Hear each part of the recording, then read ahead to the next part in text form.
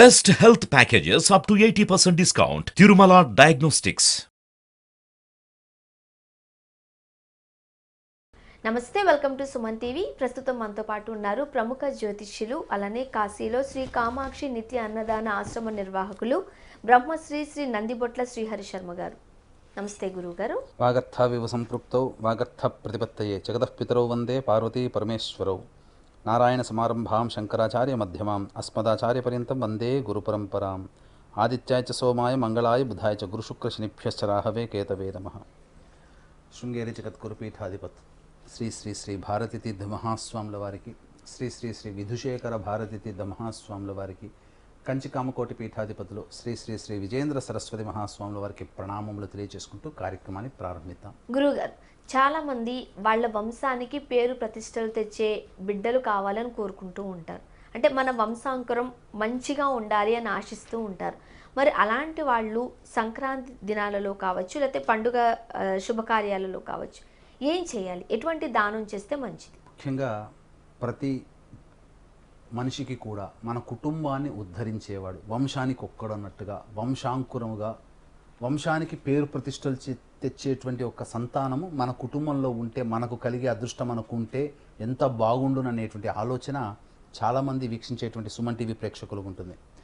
అయితే వంశాన్ని ఉద్ధరించే సంతానం కలగాలి అంటే మనం కొన్ని పుణ్య కార్యక్రమాలు చేయక తప్పదు. ఈ రోజున బిజీ లైఫ్లో ఉండి మనం చాలా మటుకు ధర్మ కార్యక్రమాలు చేయలేకపోతున్నాం. కానీ పూర్వంలో ఒక కుటుంబంలో ఒక 5-6 మంది సంతానం ఉన్నారంటేనమ్మా, ఖచ్చితంగా ఒక సంతానం పేరు ప్రతిష్టలు తెచ్చేవాళ్ళు అయి ఉండేవాళ్ళు. పలానా పిల్లవాడురా అని చెప్పేవాళ్ళు, పిల్లవాడి తండ్రి అని చెప్పుకుంటూ గొప్పలుగా ఉండేటువంటిది స్థితి. ఈనాడు మనం చూసుకున్నట్లయితే ధర్మము ఆచరించలేకపోవడం, తద్వారా మంచి నియమాల్ని పాటించలేకపోవడం, అరాకొర సంతానాన్ని కనడం, అంతేకాకుండా ఆ సంతానం కూడా అనారోగ్య లక్షణాలతో ఉండడం, ఇవన్నీ కూడా మనం చూస్తున్నాం. మనం ఒకసారి చిల్డ్రన్ హాస్పిటల్కి చుట్టూ వెళితే ఎంతమంది తల్లిదండ్రులు బాధాతప్తమైనటువంటి హృదయాలతో ఆ పిల్లల్ని పట్టుకొని, ఆ పిల్లలు బాధపడుతుంటే ఆ బాధని దిగమింగుకొని, నా పిల్లవాడు, నా పిల్ల బతికితే చాలు అన్నట్టుగా ఉంటారో, ఈ రోగం నుంచి బయటపడితే చాలు అన్నట్టుంటారో. కాబట్టి వీటన్నిటికీ కూడా పూర్వకాలంలో ఇటువంటివి అనారోగ్యాలు తక్కువగా ఉండేటివి. కారణం వాళ్ళు చేసేటువంటి కొన్ని పనులు మరియు దాన ధర్మాది కార్యక్రమాలు. అయితే ఇప్పుడు మనం గమనించుకోవాల్సిన అంశం ఏంటంటే, వీక్షించేటువంటి సుమన్ టీవీ ప్రేక్షకులు కూడా, ఇప్పుడు సంక్రాంతి పర్వదినం మనకు సమీపిస్తుంది. కాబట్టి ఈ పర్వదినం రోజున మనం ఎటువంటి దానము చేసినట్లయితే గొప్ప లక్షణాలు కలిగినటువంటి సంతానం కలుగుతుంది అనేటువంటి విషయాల్ని మనం తెలుసుకుందాం. దీనికి ముందుగా మనం ఏది చెప్పుకున్నా సశాస్త్రీయమైనటువంటిది, ఆధారభూతమైనటువంటి వాటినే మనం చెప్పుకుంటాం. కాబట్టి వీక్షించేటువంటి ప్రేక్షకులు ఈ వీడియో ఆశాంతం వినండి. ఎందుకనంటే ఇది మీకు అక్కరకు వస్తుంది. ఎందుకు? ఈ రోజున ఒక సంతానం ఉండి రెండో సంతానం కోసం ఎదురు చూసేవాళ్ళు, ఆల్రెడీ వివాహమై సంతానం కోసం ఎదురు చూసేవాళ్ళు, వీళ్ళందరూ కూడా ఉన్నారు. కాబట్టి వాళ్ళందరికీ ఇది ఉపయోగమైనటువంటి ప్రక్రియే. అయితే ఏం చేయమనేది అనేటువంటి దానికంటే కూడా ఆధారం కావాలి కదా. మరి వీటి ఆధారానికి మనకు మహాభారతంలో జరిగినటువంటి దృష్టాంతాలు మనం తెలుసుకుందాం. ద్రోణాచార్యుడు ఋషితుల్యుడు. ద్రోణాచార్యుని యొక్క భార్య కృపి. వీళ్ళు పరమదరిద్రాన్ని అనుభవిస్తూ ఉన్నారు. అడవుల్లో ఒక చిన్న గుడిసె పెట్టుకొని, అంటే ఎప్పటి వరకు మహాభారతంలో మనకు చెప్పబడినటువంటి పాండవుల దుర్యోధనుల వద్దకు రాకమునుపు ఉన్నటువంటి స్థితి గురించి మనం మాట్లాడుతున్నాం. ఆస్థాన విద్వాంసుడిగా మనం చేరినప్పుడు కాదు ఇది. కాబట్టి ద్రోణాచార్యుడు కృపి పరమదరిద్రాన్ని అనుభవిస్తూ ఉన్నారు. అయితే దూర్వాస మహాముని ఒకానొక సమయంలో తనకు యజ్ఞానికి కావాల్సినటువంటి సమిధల కోసం వెతుక్కుంటూ ఆ దారిన పోతూ ద్రోణాచార్యుని ఇంటికి వచ్చాడు. రాగానే పాపం ఆ కృపి మహాతల్లి చక్కగా అతిథి సత్కారాలు చేసింది. కాస్త దీనంతో కూర్చొని ఉన్నది ఆ అమ్మాయి.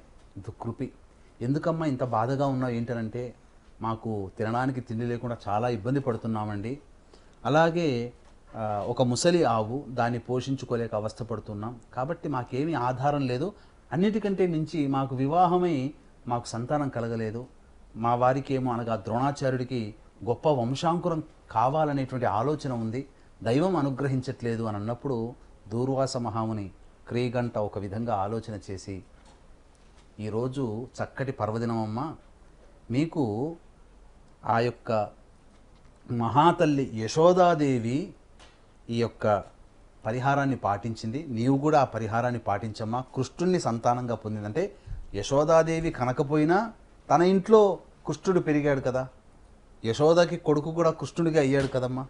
కాబట్టి నేను చెప్పబోయేటువంటిది, ఈరోజు అన్యమనస్కంగా నేను ఇక్కడికి వచ్చాను, కాకతాళీయంగా వచ్చాను. ఈరోజు మకర సంక్రమణం పర్వదినం కాబట్టి నీవు శుచిర్భూతురాలవై రామ్మ, నీవు ఉదకం కుంభము మరియు అనగా ఈ నీటితో కూడుకున్నటువంటి పాత్ర మరియు పెరుగుతో దధికుంభము, పెరుగుతో కూడుకున్నటువంటి పాత్ర దానం చేయమ్మా, నేను దానం తీసుకుంటాను అని చెప్పగా మహాసంతోషం పడినటువంటి ఆ కృపి భర్త అనుమతితో చక్కగా శుచిర్భూతురాలై ఈ యొక్క దూర్వాస మహామునికి మకర సంక్రమణం అయింది. ఆ రోజున, ఆ వచ్చిన రోజున, ఆ సంక్రమణ పుణ్యకాల సమయంలో సంకల్పం చెప్పుకొని దూర్వాస మహామునికి దానం చేసింది. అంటే పెరుగుతో ఉన్నటువంటి, నిండైనటువంటి పెరుగుతో ఉన్నటువంటి కుండని మరియు ఉదక కుంభాన్ని దానం చేసింది. అయితే దీనికి విశేషం ఏంటనంటే, ఆ కాలంలో ఇప్పుడంటే మనకు పాలంటే వేరే రకంగా వస్తాయి, కానీ ఆ కాలంలో అన్నీ కూడా ఆవు పాలే, బర్రె పాలు లేవమ్మ. అప్పుడు అక్కడ ఎప్పుడున్నాయి బర్రెలు? ఎప్పుడున్నాయి? ఈ మధ్య కాలంలో మనకు వచ్చాయి, కానీ ఆ కాలంలో ఆవులు ఉండేటివి. కాబట్టి అంతకు ముందు రోజు చేసినటువంటి ఆవు పాలతో శుచిర్భూతురాలై చేసినటువంటి పెరుగుని, అలాగే ఆ రోజు అప్పటికప్పుడు పితికినటువంటి పాలని చక్కగా ఆ దానం చేయడం జరిగింది. తద్వారా అశ్వత్థామ అంతటి గొప్పవాడు జన్మించాడు. కాబట్టి వీక్షించేటువంటి సుమన్ టీవీ ప్రేక్షకుల తల్లులారా, మీరు కూడా మీరు దంపతులుగా ఉండి మకర సంక్రమణం వేళ ఈ నియమాన్ని పాటించండి, మీకు చక్కటి సంతానం కలుగుతుంది. అయితే గురుగారు, పెళ్ళైన వాళ్ళే చేయాలా? ఒకవేళ పెళ్ళి కాని వాళ్ళు కూడా చేస్తే రేపొద్దున వాళ్ళకి పెళ్ళవుతుంది కాబట్టి మంచి సంతానం కలిగే అవకాశం ఉంటుంది కాబట్టి వాళ్ళు కూడా చేయొచ్చా? తప్పకుండా చేయొచ్చమ్మా. ఎందుకనంటే కేవలం పెళ్ళైన వాళ్ళు, వివాహమై దాంపత్యంలో ఉన్న వాళ్ళు, సంతానం కోసం ఎదురు చూసేవాళ్ళు, ఆల్రెడీ ఒక సంతానం ఉండి మళ్ళీ ఇంకొక సంతానం కావాలనుకునేటువంటి వాళ్ళు, వివాహ యుక్త వయసు వచ్చినటువంటి పిల్లలు కూడా, అబ్బాయిలు కావచ్చు అమ్మాయిలు కావచ్చు, వారు కూడా దానము చేసినట్లయితే ఈ దాన పుణ్య ఫలము మీకు వివాహం అయిన తర్వాత అందుతుంది. ఏ కోరికతో దానం చేస్తున్నారో ఆ సమయంలోనే మీకు వస్తుంది. ఇప్పుడు మనము ఒక అలారం పెట్టుకుంటామమ్మా, 5ంటికి లేవాలని పెట్టుకుంటాం. మనకు 5ంటికే మనల్ని లేపుతుంది కదా. మనం రాత్రి పడుకునే ముందు 9ంటికి పడుకుంటాం, 5ంటికి అలారం పెట్టుకుంటాం, అంటే 5ంటికే మనకి అలారం వస్తుంది. అలాగే మనం వివాహం అయిన తర్వాత చక్కటి సంతానం కనాలనేటువంటి ఒక ఉద్దేశంతో మీరు ఆ రోజున నాకు వివాహం అయిన తర్వాత మంచి సంతానం కలగాలనేటువంటి ఉద్దేశంతో మీరు సంకల్పం చేసుకొని యుక్త వయసులైనటువంటి పిల్లలు కూడా దానం చేయవచ్చు. ఇంకొక పరిహారం కూడా ఉందమ్మా. వకుళామాత అంటే యశోదాదేవి బాధపడ్డదట. ఏమని? నిన్ను పెంచాను కానయ్యా, నేను కనలేకపోయాను, కాబట్టి నాకు నిన్ను కన భాగ్యాన్ని నాకు ప్రసాదించవయ్యా అన్నప్పుడు, ఈ జన్మలో కాదమ్మా, వచ్చే జన్మలో నేను కలియుగంలో అర్చామూర్తిగా నేను ఉద్భవిస్తాను, అది నీ కడుపునే పుడతానమ్మా అని చెప్పడం జరిగింది.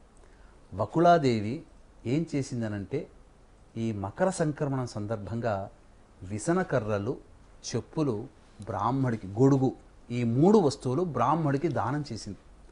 ఈ 3 వస్తువులు దానం చేసినటువంటి పుణ్యఫలం వల్ల సాక్షాత్తు వెంకటేశ్వరుడు, కలియుగానికే దైవమైనటువంటి వెంకటేశ్వరుడు జన్మించడం జరిగింది. కాబట్టి వీక్షించేటువంటి సుమన్ టీవీ ప్రేక్షకులు ఈ పరిహారం కూడా పాటించండి. అలాగే మా పీఠం ఆధ్వర్యంలో శ్రీ కామాక్షి నిత్యాన్నదాన ఆశ్రమం కాశీలో నడపబడుతుంది. ప్రతి నిత్యం కూడా అన్నదానం చేయడం జరుగుతుంది. కాబట్టి అవకాశం ఉన్నవాళ్ళు అన్నదానానికి మీ వంతు సహాయ సహకారాలు అందించవచ్చు.